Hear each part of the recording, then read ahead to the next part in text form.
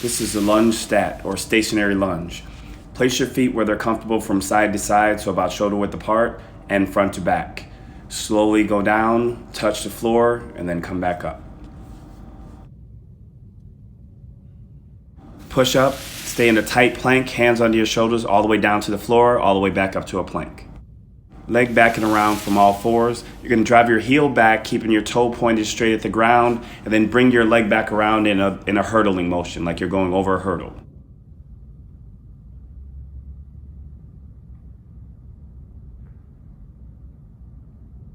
Prone flies from the arch position. Lift your arms up in a flying motion. You can add weight if possible. Add lifts. Lying on your side, you're going to flex your foot, the working leg, and lift it as high as you can do comfortably. Single leg calf raises. You're going to do one with your foot turned in, one with your foot straight, and one with your foot turned out. Lifting up so your heel comes off the floor. You can also elevate this one.